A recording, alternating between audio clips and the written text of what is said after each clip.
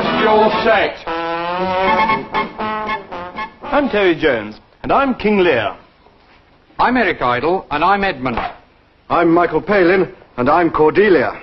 And I'm David Jason, and I am the King of France. The Earl of Gloucester, Edgar, sons of the Earl of Gloucester, an old man, a fool, a herald, 3 servants, 4 knights attending the king, and I'm not in this bit. Good, my liege. Peace, Kent. Come not between the dragon and his wrath. Then poor Cordelia, but yet not so, since I am sure my love's more ponderous than my tongue. Royal Lear. Call France, who stirs. Call Burgundy, Cornwall, and Albany. The barbarous Scythian, or he who makes his generation messes to gorge his appetite. But soft, I'm Denise Coffey. What are these strange demented shapes whirling before my leering eyes upon this silvered screen? Fair friends, I cannot face this foolish flannel. There must be something better on the other channel.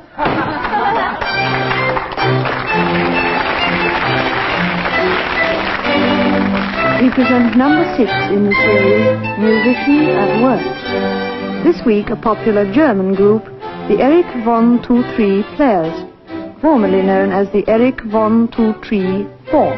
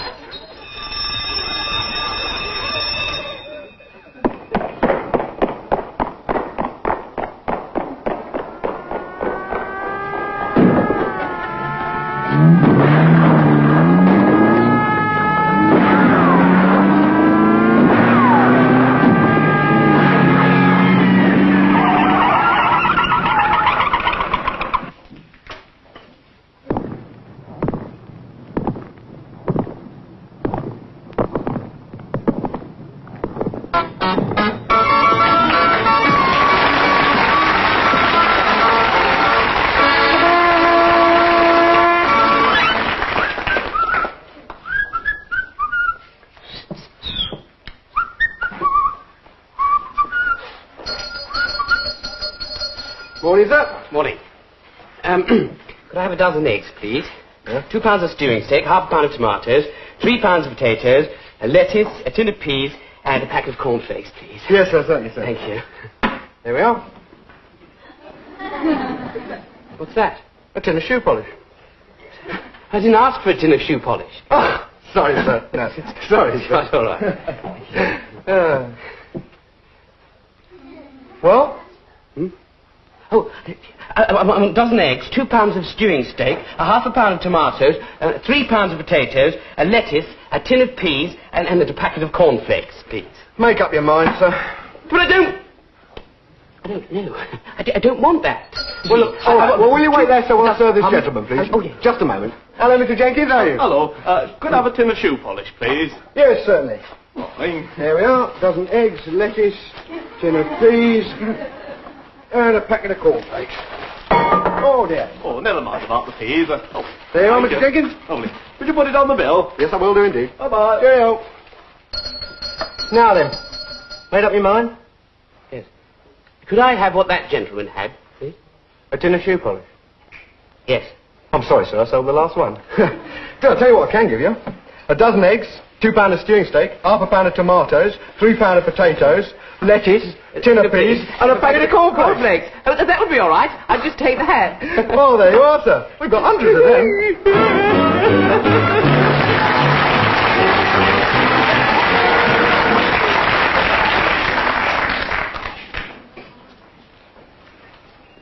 Good morning, schools. Have you got the special scientific apparatus ready for our science lesson? It consists of a pencil. Today, we're going to learn about a weighty matter, gravity. So let's get right on with our experiment. Pick up the pencil in your right hand, though if you're left-handed or suffer some disability, one of the others will do just as well. You'll find it best to hold your pencil between the fingers. Hold it firmly, but there's no need to squeeze. And don't play with it. I'm not playing with mine. Right, well, let's pick up our pencils and raise them to an altitude of about 12 inches above the top of the desk, making sure that there's no obstruction underneath. Now, by gently moving your fingers apart, release your hold on the pencil. Did you notice what happened? Your pencil fell. Mine did. Did yours? It should have done. If your pencil refuses to fall, something may be wrong. Perhaps you're not letting go hard enough. Right, well, let's all pick up our pencils a second time and let them fall a second time now, just to get an average. Well, why does your pencil fall? It falls because it is attracted by a force. We scientists call this force gravity. G-R-A-V-Y, gravity. And gravity was invented by a famous scientist called Sir Isaac Newton. Well, that was 300 years ago now, so he'll be dead. But remember, if you do ever forget what gravity is, just pick up your pencil and let it drop. Goodbye.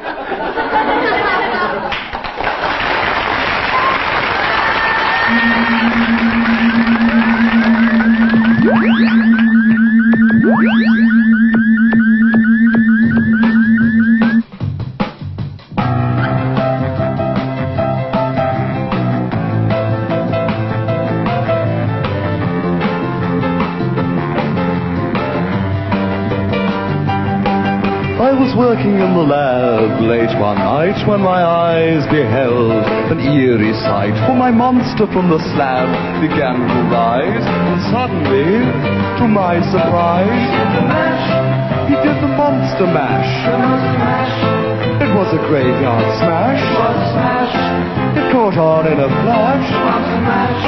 He did the monster mash from my laboratory in the castle east to the master bedroom where the vampires feast. The ghouls all came from their humble abodes to get a jolt from my electrode.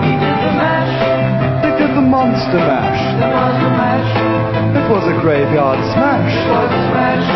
It caught on in a flash. It was the monster mash. The zombies were having fun. The party had just begun. The guests included Wolfman, Dracula, and his son. The scene was rocking, all were digging the sound. Igor on chains, backed by his baying hounds. The coffin crickers were about to arrive with their vocal group, the Brain Surgeon Hive.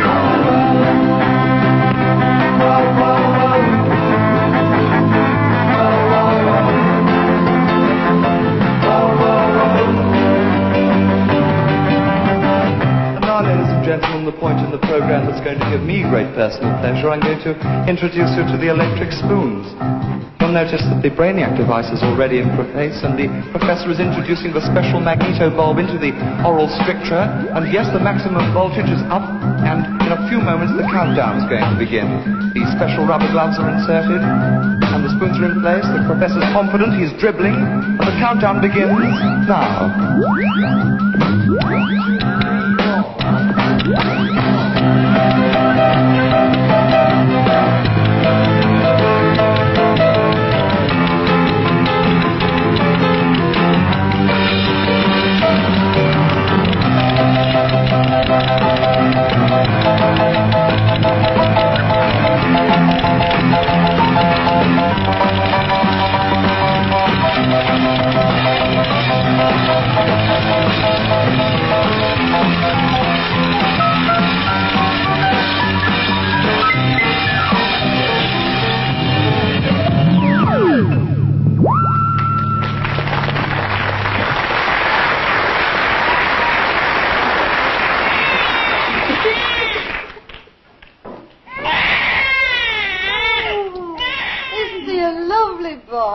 And he looks just like his father.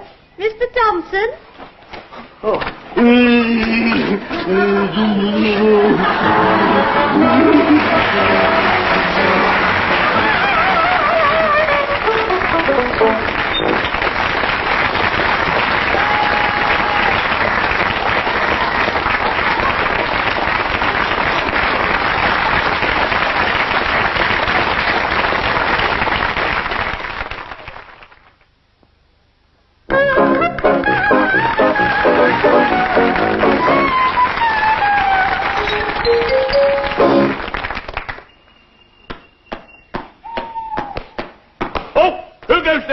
Friend or foe? There!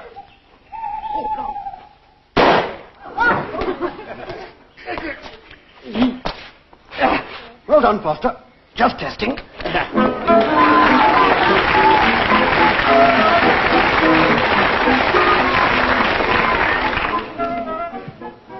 Hello. Once a week for the next 14 years, I'm going to elaborate on well-known phrases or sayings in common parlance. Today's phrase is, sticks and stones may break my bones, but words can never hurt me. This...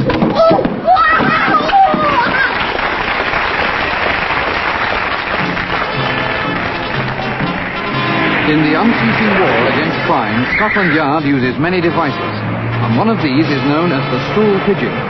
The Stool Pigeon is a dedicated plainclothes policeman who, cleverly disguised, infiltrates the very heart of the criminal underworld by posing as another member of the gang. He is on his own. The Stool Pigeon must live by his wits. Right. Now look, we'll just go over the plans, okay? Sure. Hello. Evening all. Is this Sparker Nifting's pad? Yeah, I'm Sparker Nifter. What do you want? I'm the new gang member, P.C. Walters. P.C. Walters? Peter Charles Walters. Blimey, for a minute I thought he was a copper. Oh, no, sir. Who sent you? The boss sent me. Ah, right. Well, you better come and sit down, because we're just going over the plans. Right, sir. Now.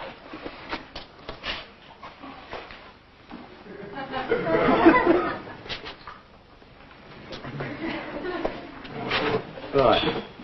Now, the timing of the raid will go like this. Hey, Magsy. Oh, all right, Tom, Maisie. Now, listen carefully, because this could be one of the greatest raids.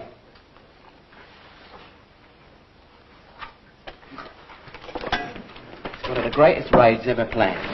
Right? Now, look, we leave the garage in Duke Street at exactly 10 o'clock. And the brown car, right? Yeah. Brown car. And the brown...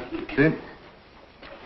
What are you doing? Oh, I'm sorry, sir. I just want the facts. Look, you don't write anything down. You keep it there in your head. In your E-double-D, your head. Yes, certainly. Get it? Yes.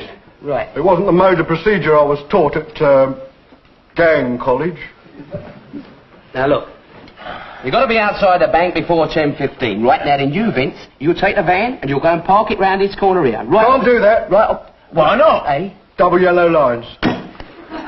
No parking, even front loading, between the hours of 6:30 a.m. and 8:30 p.m.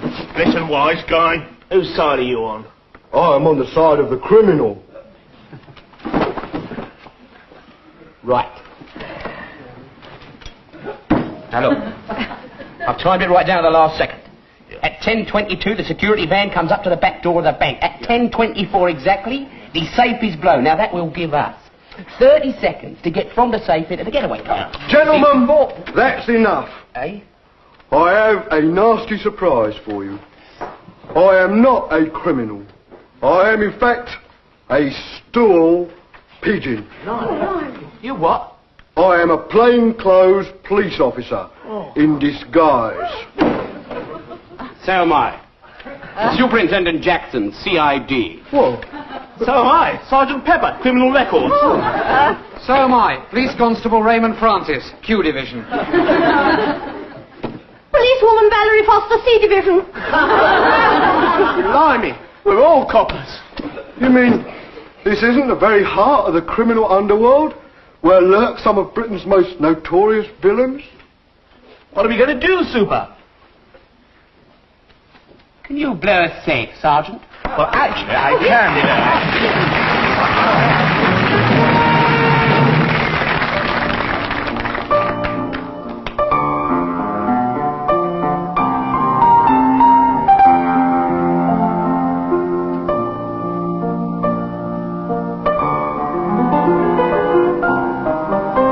life's like that, isn't it? I mean, only the other day I was sauntering in the West End when suddenly I was set upon by hordes of fans and admirers who wanted to touch my clothes.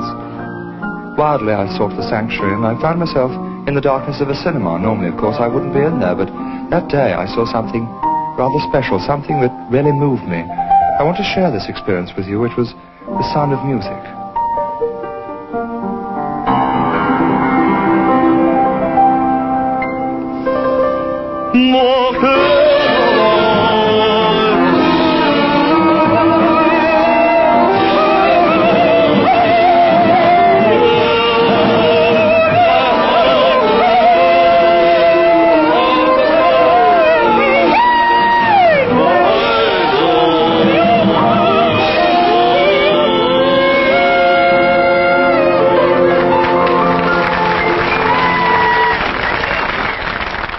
Tell you something about the film which you are about to see. Tonight, we're going to show you one of the most extraordinary sights ever seen on television screens. Oh. Switch it off. Switch it off.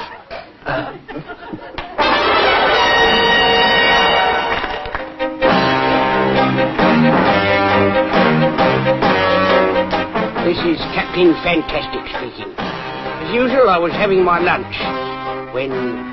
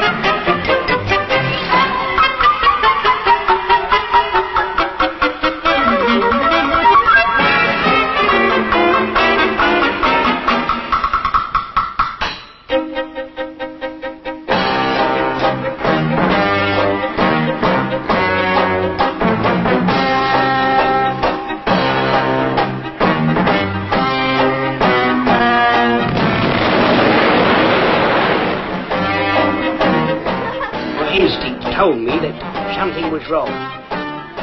My first job was to contact base.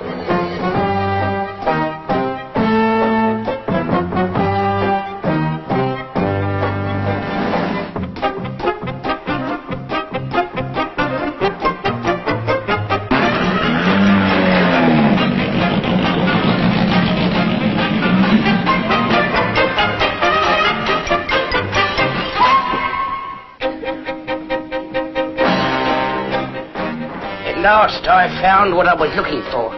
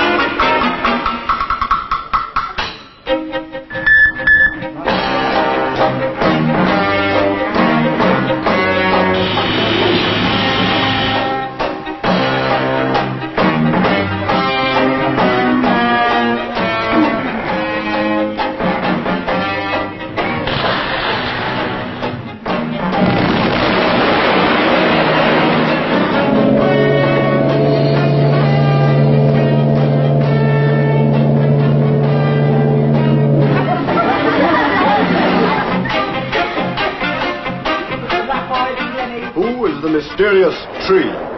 Who was in the exploding lunchbox? Who was the first man to drink the channel? Will Captain Fantastic survive the horrors of the boating park? See next week's exciting adventure. Or don't, as the case may be.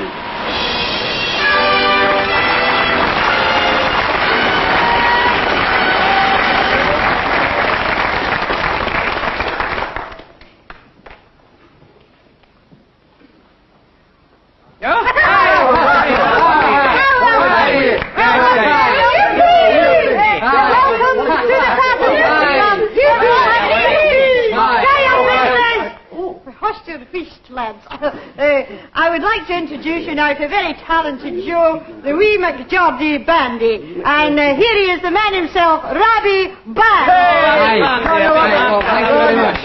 Well, we'd like to sing you a wee old Scottish croftish folk ballad, which is entitled Get Your Kilt on the Right Way Round, Johnny, or Will You Stop Your Tickling Jock? Right, okay. Oh, wee McFan, there was a dolly from the west of England. You need keep taking brie with Steely and with Teagley. Hey McFarlane, whack McFarlane, fold it all. Hey McFarlane, Lily's in the club, London tune, the white man singing, the white man singing any old tune, the good love is McFarlane. Hey McFarlane, whack McFarlane, fold it all. Hey McFarlane, glance gone trembling roll. Hello, McFarlane, what's the club? I see a groovin'. He tickle his mother and he tickle his feather and he tickle his wee and coo. Hey McFarlane, whack McFarlane, fold it all. Hey McFarlane, Farland's on the sea. Hey McFarlane, whack McFarlane, fold it all. Hey McFarlane, up your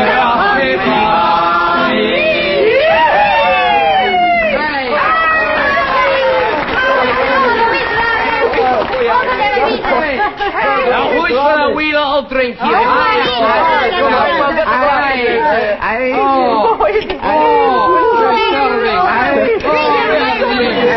Come on then,